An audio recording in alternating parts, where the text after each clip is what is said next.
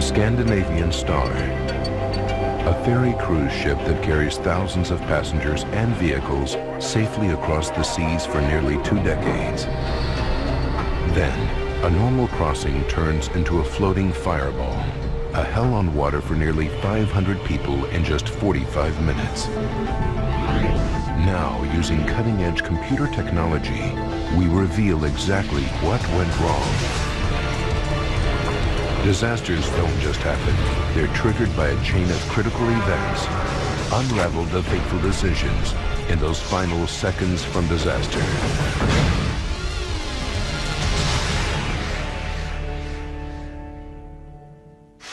Norway, Oslo. April 6, 1990. It's Easter vacation, and after a brand new renovation, the 465-foot-long Scandinavian Star has joined the popular route between Norway and Denmark.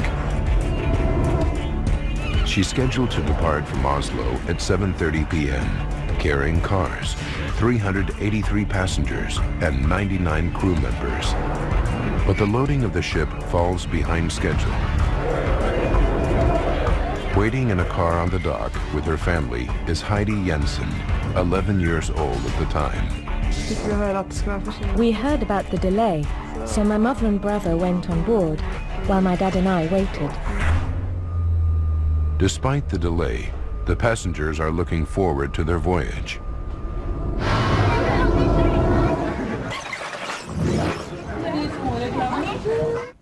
A restful week is in store for Jan Harsum, his pregnant wife Christine, and their 1.5-year-old son Halvor. We decided to go on Easter vacation to have some fun. We were looking forward to it, because we were expecting that summer to be very busy. Spring was in the air. There was a nice atmosphere. The weather was clear. Perfect conditions for the Scandinavian Star. Nearly 13,000 tons of her. She is impressive, boasting 9 decks. Deck 3 carries cars and trucks in the center, and around its edges are 2 decks of passenger cabins. Most of the passenger cabins are on Deck 5. On the 3 decks above, there are lounges, shops, a restaurant, bar, and disco, all on a route well known for its party atmosphere. The bridge housing the ship's main controls is on Deck 8. At the helm this night is Captain Hugo Larsen. With 22 years' experience, the passengers should be in good hands. 9:45 p.m. Finally, the mooring lines are cast off, and the Scandinavian Star departs, albeit 2 hours and 15 minutes late.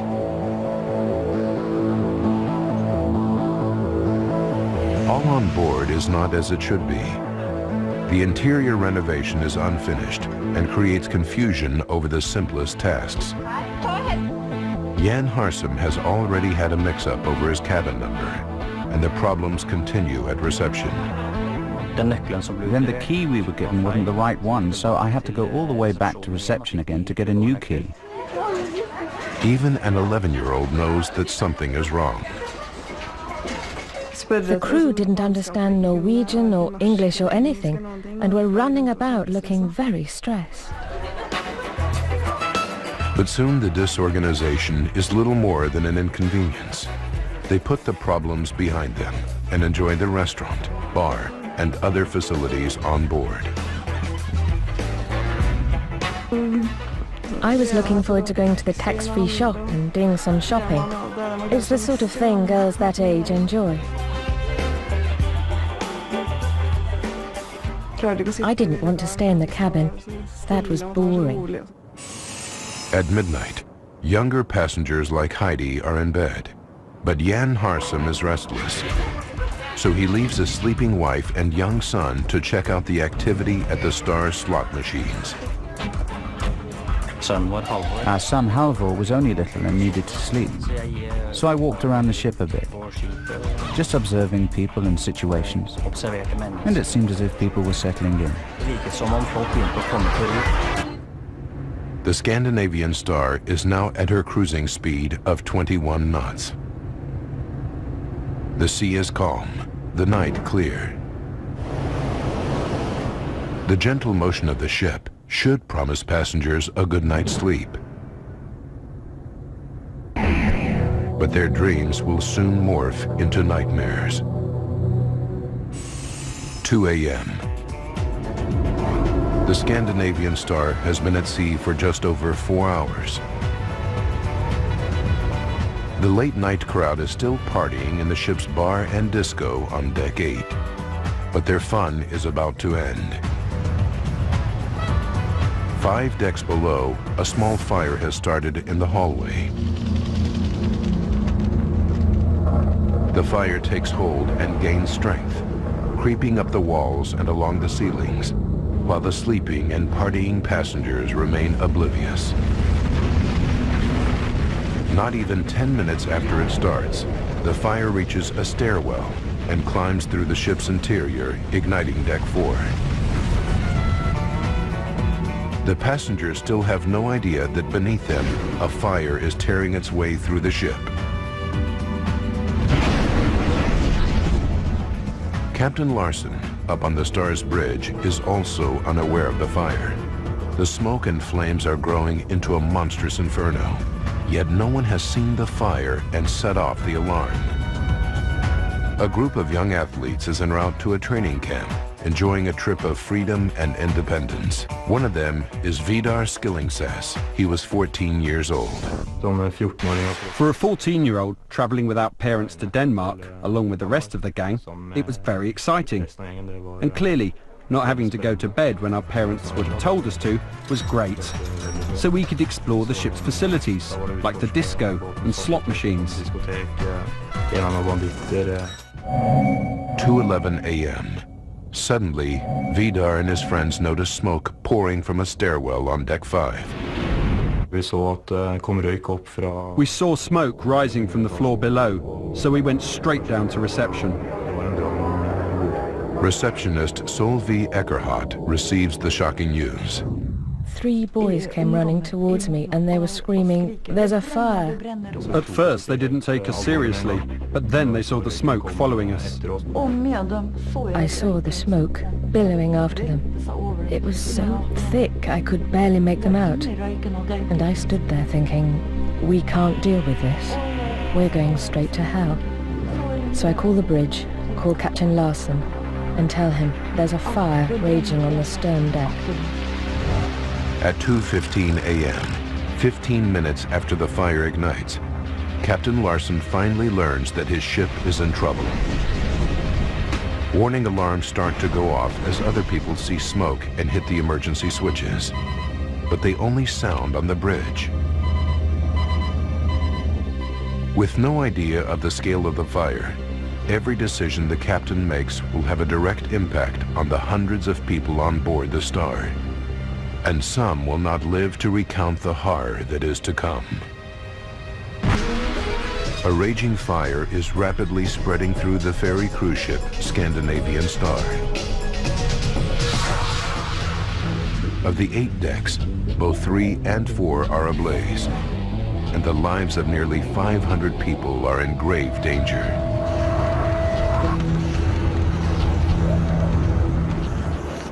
2:15 a.m. Fire alarms sound on the bridge to alert the captain, but unfortunately, this is the only place they are heard. One by one, Captain Larson quickly closes the fire doors using remote controls on the bridge. Standard safety procedure to stop the fire from spreading through the interior. This course of action will provide a vital clue in the investigation to come. Captain Larson then sounds the ship's general alarm to alert everyone on board that there's a fire. This should be audible throughout the ship. 2:20 a.m. On deck 5, 3 decks below the captain, Jan Harsum is startled awake by his pregnant wife, Christine. Their young son, Halvor, is also about to be shocked from slumber. And then I see Christine leave the cabin. And I pick up Halvor on my arm and hold The moment I get out into the corridor, I realize I've come straight from a deep sleep into something I really cannot comprehend. Because I cannot see anything. There's smoke everywhere like a thick, thick fog. So I can't even see the walls of the corridor around me. Jan grabs his son and runs through the thick smoke, relying on his memory of the ship's layout. He can't even see his wife Christine, who leaves the cabin just seconds before him. Now the fire is a raging inferno, and it spits out a fireball on deck 5 that races across an open area from one side of the ship to the other. Both sides are ablaze. The fireball passes only feet from the closed door of the cabin where 11-year-old Heidi Jensen and her family are sleeping. The hallway outside is almost engulfed by the flames. I just stood there screaming and staring into a wall of flames. There was lots of crackling. It was horrible. And then my dad gave me a push in the back, and I ran. That was the worst bit, running away from the flames.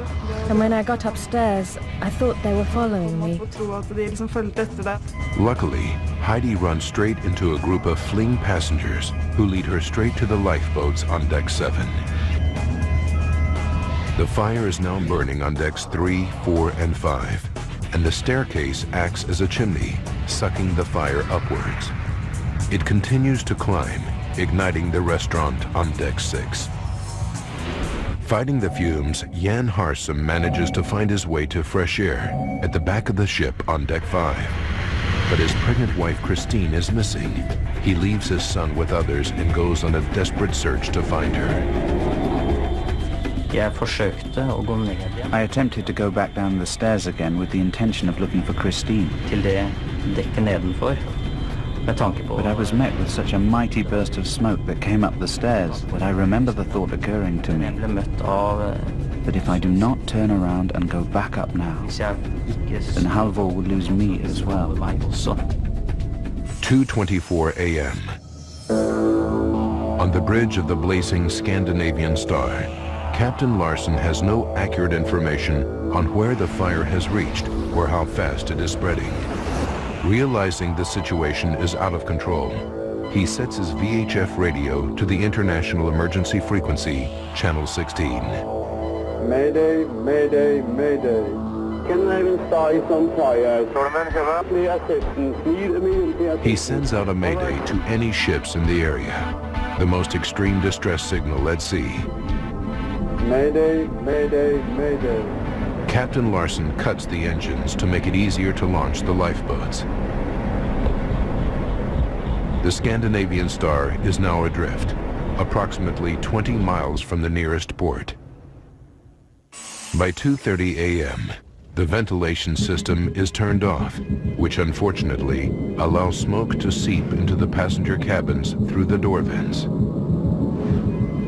The trapped passengers are in a terrifying situation, and those awake desperately seek refuge from the smoke anywhere they can, in closets, in showers, but there is no escape. With no clear emergency procedures to follow, the ship's crew is in chaos. Only a few think to put on breathing apparatus before they enter the smoke-filled interior to search for survivors.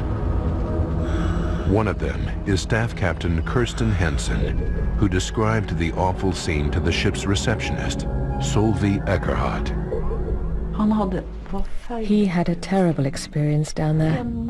One mother, he said, had sat with her back to the wall, holding her 2 children. They were dead. He wanted to take her up, but she said no. Let me be. I want to die with my children. And then she died. 2:50 a.m. 25 minutes after receiving the Mayday distress signal, the first ship arrives on the scene, the ferry Stena Saga. One of the crew members records the terrifying sight that greets them. This is actual video of the tragedy. The waters around the blazing ship are filled with drifting lifeboats. The fire is completely out of control. Lennart Nordgren, the captain of the Stena Saga, is shocked by the scene. We saw the whole of the stern ablaze. We could hear people screaming, and we could also hear the noise of the fire itself, a crackling sound, a bit like popcorn. The flames were 12 to 15 meters high. Other vessels join the Stena Saga to begin the painstaking job of retrieving the drifting lifeboats. 3:20 a.m. Smoke fills the bridge of the Scandanavian Star where Captain Larsen stands. He radios Captain Nordgren on the Stena Saga and tells him that he must abandon ship. A long-standing rule of the seas, Nordgren knows that the captain should be the last to leave his ship, so he asks for specific verification, and Captain Larsen clearly states that everyone has been evacuated. But the Scandinavian Star's captain has made a fatal mistake. Outside, more than 30 people remain trapped at the rear of Deck 5, and Captain Larsen has abandoned ship, leaving them all to suffer a horrible fate. The lifeboats on Deck 7 are blocked by the raging fire, and the water is too cold to jump. Jan Harsum is trapped, desperate to protect his baby son from the inferno. Very heavy smoke rose from all the openings in the ship. The fire had an overwhelming energy to it. We heard what sounded like deep thunder rolling inside the ship. Rescue boats see them and send lifeboats to the rear of the blazing ship. Jan escapes by climbing down the ropes with his son strapped to him. And rescuers are finally under the impression that all the passengers are saved. 5:30 a.m. The first emergency services enter the Scandinavian Star. 9 firefighters from Gothenburg, Sweden are lowered onto the deck. Fire Chief Ingvar Brynfors is stunned by what he sees. When we made contact with the ship, the sight made our hair stand on end. It was an incredible sight. The sky was blazing red against the black horizon to the west. 7 a.m. Firefighters have been on board the Star for an hour and a half, searching for survivors. When they reach the rear section of Deck 5, they are horrified to discover dead bodies everywhere. It was like the gates of hell. People were lying all over the place in the corridors. We broke down the doors so we could get into other places. And there were people lying on their beds, in the lavatories, in the showers. We counted 71 victims in there. The final count at the rear of Deck 5 is 76. Nearly half the people who die succumb in this one small area. What made it so dangerous? Survivors are taken by rescue boats to Sweden, Norway, and Denmark. People become separated in the confusion, and many don't even know if their loved ones are safe in a different port or left behind on the burning ship. This news footage shows Heidi Jensen and her family as they arrive in Sandefjord, Norway. For her father, an ex-sailor, seen here carrying her younger brother, it's too much to handle. I saw Dad's reaction. He started crying. I think he began to take in what had happened. It had not sunk in before that. But when I saw him reacting in that way, I started thinking it was something big we had experienced, something awful. Firefighters on the Scandinavian Star continue to scour the smoking ferry while it's towed to Lysekil in Sweden. As they widen their search, the death toll continues to rise. Jan Harsum and his son Halvor reach land, but there is still no news of his pregnant wife, Christine.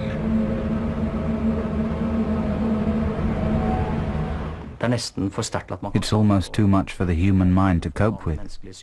Had she come out someplace else? Had she been picked up by another craft? After a week of agony, the police deliver the awful news. So Christine's casket and our little son, she was, as I've mentioned, pregnant, were then brought to the churchyard in Asker where we lived and placed there. Christine Harsum leaves the same cabin at the same time as Jan, yet he lives and she dies. In all, 158 victims lose their lives in just 45 minutes on board the Scandinavian Star. Now, we rewind the events of that day and go deep into the investigation to reveal what really happened. How did the fire start? Why did so many people die in one small section of the ship? Advanced computer simulation will take us where no camera can, into the heart of the disaster zone.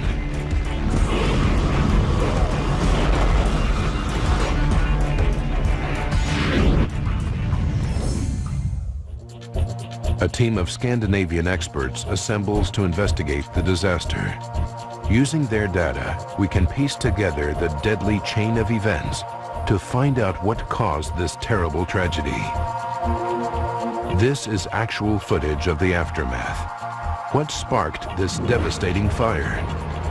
To find out, investigators have to track down where it began, the point of origin.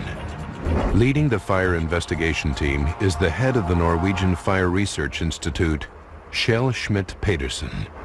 What we were supposed to do is to describe the development of the fire, what started the fire, at what time it started, where it started. It's not necessarily easy to find the origin, so you have to go backwards. The whole thing is a puzzle. Investigators track the path of the fire damage through the interior of the wrecked ship. It's like playing the fire in reverse, leading them back towards the ignition site, the point of origin.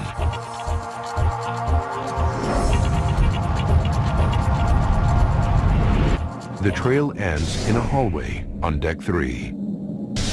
The answer to what starts the devastating blaze must lie in the wreckage of this hallway, seen here in their original video. A pattern of burn damage marks the exact spot where the fire started, and they even discover traces of cloth. They conclude that the fire was started in a pile of bedding, but how? There was no electrical equipment, there was no heating from the chimney case, and there was no hydraulic oil system in that corridor. We found no equipment or anything that could have naturally started the fire. It could have been set accidentally by a passenger or crew member, but the passenger cabins on deck 3 were not in use. The deck should have been empty. Investigators are mystified. The truth will only become clear when they unravel all the secrets of the Scandinavian Star's fatal blaze. 2 a.m. Using forensic science, Schmidt-Pedersen's team calculates that this is when the fire starts, and there are only 45 minutes to disaster. Investigators focus on the escalation of the blaze to determine how the fire, sparked in a simple pile of bedding, turns into a massive inferno and sweeps through the 465-foot-long Scandinavian Star. What starts the fire remains unclear. Investigators do establish that it began at 2 a.m. when a pile of bedding ignites on deck 3. But they are puzzled as to how the fire grows into a massive blaze.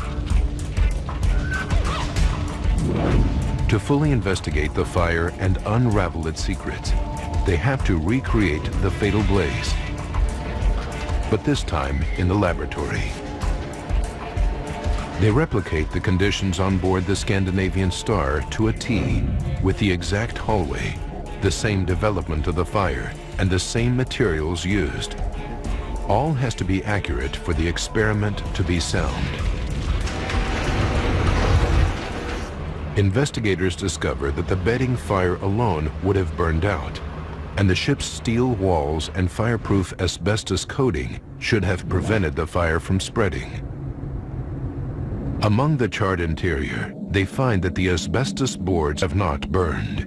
If it isn't the lining boards themselves, what is the fuel source that sends the fire racing through the ship?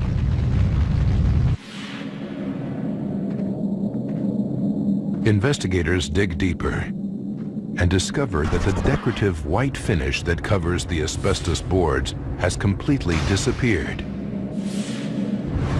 But this thin coat of laminated plastic is little more than the thickness of a CD. Well, the first thing we did is to investigate how is it ignited, what is needed to ignite it, how much heat will it release. Schmidt-Peterson's experiments reveal that the laminated plastic wall coating is extremely flammable. Burning 10 square feet of this lining is equivalent to throwing almost half a gallon of gasoline into the blaze. The main fuel for the fire on board the Star is this thin plastic coating. Its only job is to make the ship's interior look good, but it's so flammable that the fireproofing of the asbestos is useless. 36 minutes remain. Based on their experiments, Schmidt-Peterson's group calculates that the laminated plastic wall coating is now burning out of control. They know that it fuels the fire, but how does it spread beyond the hallway on deck 3? The ship's fireproof bulkheads and fire doors should contain the blaze, but they don't. We have 2 bulkheads on the ship, one here and one here, and they're supposed to divide the ship into 3 different compartments, giving the result that a fire within one compartment should not spread to the other compartment. Fire doors allow passengers through the bulkheads and subdivide each compartment to contain a fire. But all this is useless if the fire doors are not shut. On the bridge, Captain Larson closes fire doors via remote control in areas where fire alarms are activated. But on the Scandinavian Star, the passenger area fire alarms are not automatic. They can only be activated manually, which means that doors only shut in areas where people see the blaze and press the alarm button. And of course, in the area where the fire started, there was no one pushing any button, so the doors were kept open.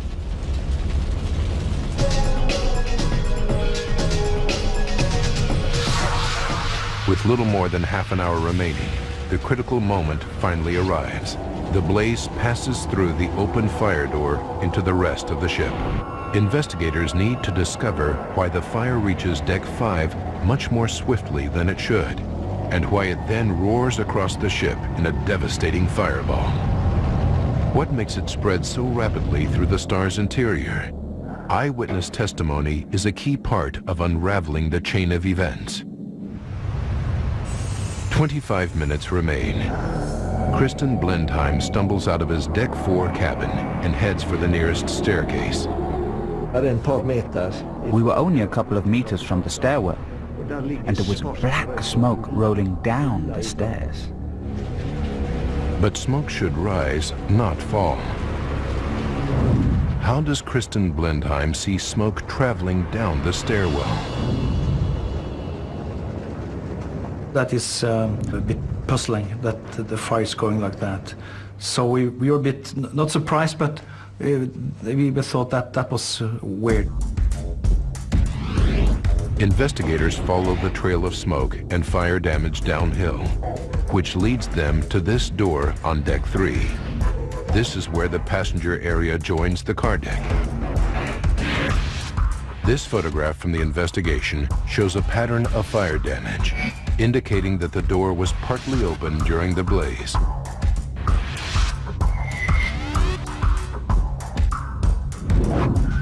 Another clue comes from the scorched van parked by the door.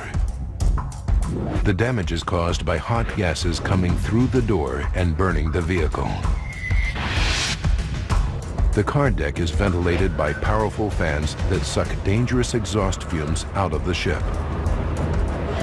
But with the fire door to the car deck open during the blaze, the fans literally suck the fire through the ship. The fire starts in a hallway on deck 3. Within 20 minutes, the airflow sucks it up the staircase to deck 5. There it transforms into a fireball that roars across the open space on deck 5 to the stairwell on the other side of the ship. The smoke and flame is then sucked down the stairwell through the open fire door and into the car deck. 10 minutes later, the ventilation fans are off, but it's too late. What remains a mystery to investigators is why 39 victims at the back of Deck 5 fail to get out of their cabins. They focus on how the passengers are alerted. The main warning comes when the ship's alarm sounds. This should have alerted the passengers. The team investigates the layout of the cabins and the position of the alarm sirens. They discover that for 59% of the occupied cabins in the rear of Deck 5, the sound level of the alarm is less than 57 decibels, much quieter than inside a luxury car traveling on a highway. More than likely, the sleeping passengers never heard the alarm. It was just too quiet. Expert fire training officer Chris Harris knows why. It starts off very loud, and it starts travelling down the alleyway. And it has to turn left or right through another alleyway, and it carries on and on and on. But of course, it's passing the cabin doors where the passengers are. So it's restricted again. Plus, of course, the ship being a living ship, we have inbred sounds all the time, the ventilation, the engine noise. With the alarm masked by the distance, the ventilation noise, and the engines, the passengers in those cabins probably never even woke up. But 37 of the victims at the rear of Deck 5 are found in the hallways outside their cabins. They must have either heard the commotion or the alarm. So why did they fail to escape? The mystery surrounding those who survived and those who perished is about to be solved. On the ferry cruise ship Scandanavian Star turns deadly when a massive fire on board claims the lives of 158 people. With 30 minutes left, the alarm sounds and people in the rear of Deck 5 frantically try to escape. 37 bodies are found in the hallways. Jan Harsem's wife Christine is one of them, and yet Jan, escaping from the same cabin at the same time, survives. What did they do differently to determine this tragic twist of fate? Investigators study the layout of the ship for clues about the mysterious rear of Deck 5. Fire safety engineer Professor Ed Galea knows that what they find is horrifying. Scandanavian Star had a particular problem on Deck 5 towards the aft section. You would find, when you walked along this corridor, it's a dead end, and the exit is just back from the end of the corridor. On the other side of the vessel, you had a similar dead end, and then to get out, you need to come back. Life or death is determined by spontaneous decisions as people struggle to escape from the confusing maze of the Blazing Star's interior.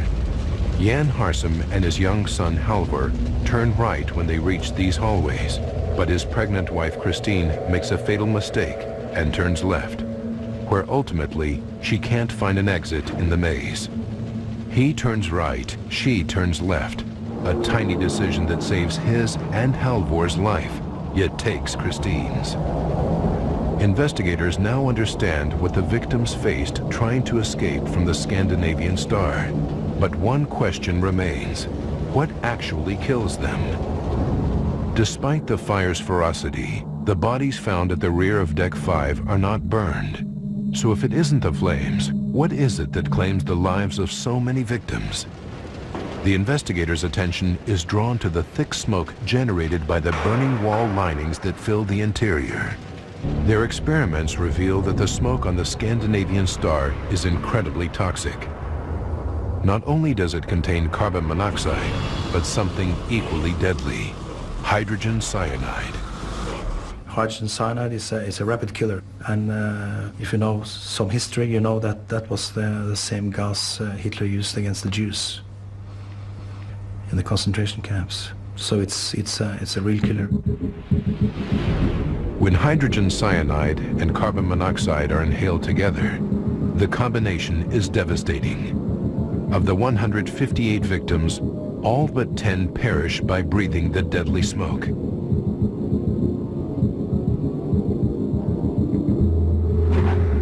Within 12 minutes of the start of the fire, computer simulations suggest that the toxic smoke on Deck 5 was already reaching a fatal level.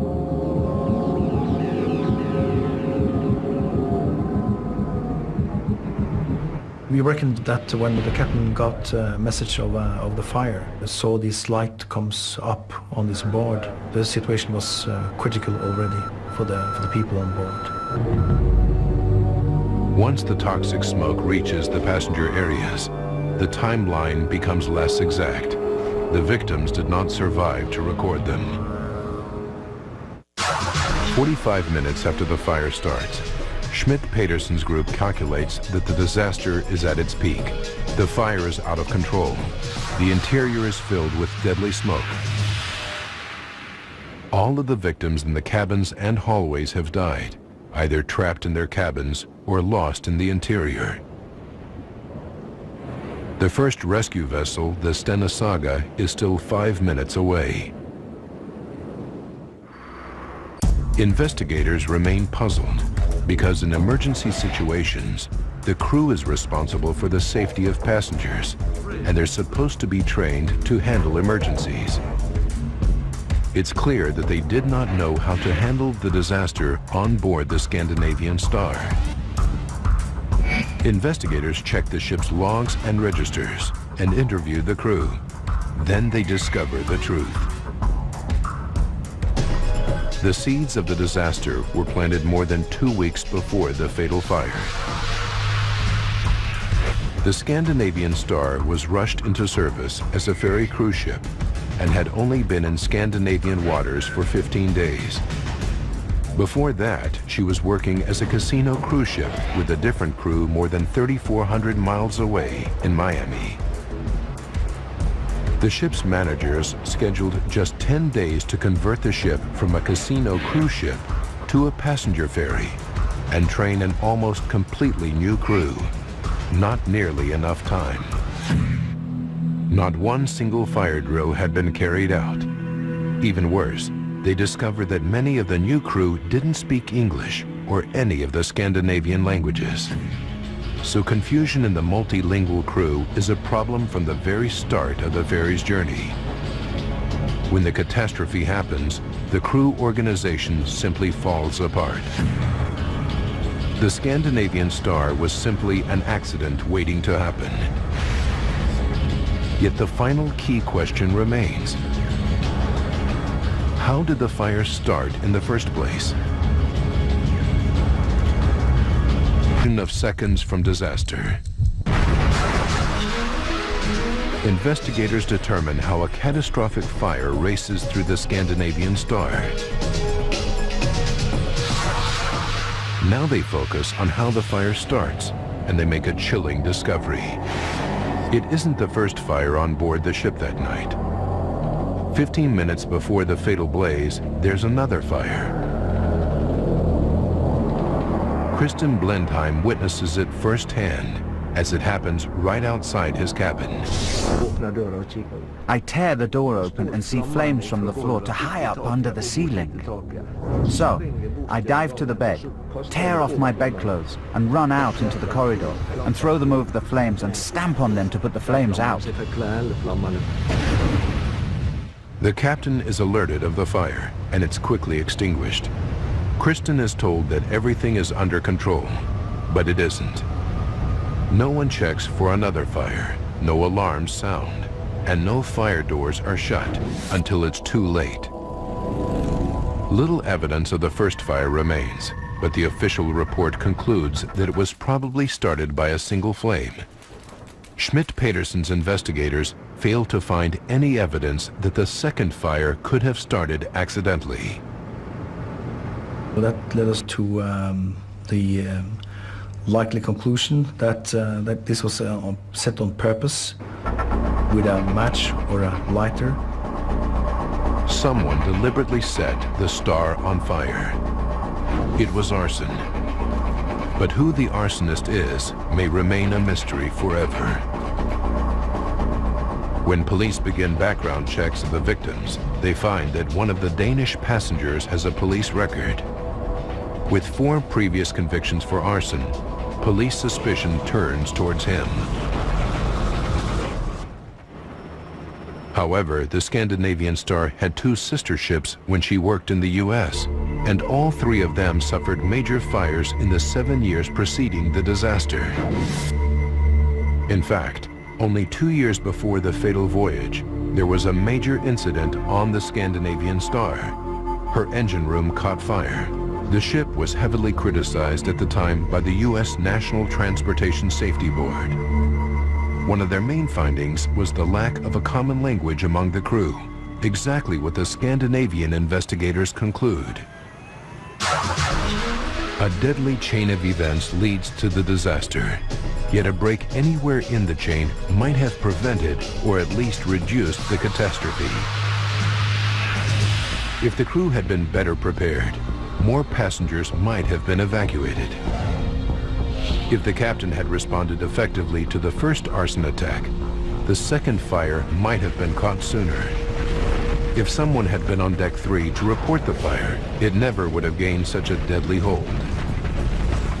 If there had been smoke or heat alarms in the passenger areas, the fire could have been caught when it was still small. If all the fire doors had been shut immediately, the fire would have been trapped and unable to spread. If the alarm had been louder, more of the sleeping passengers would have been roused in the rear of deck 5. If the walls had been fitted with a fireproof lining that did not produce poisonous smoke, people could have survived. But none of these things happened, and 158 people perished.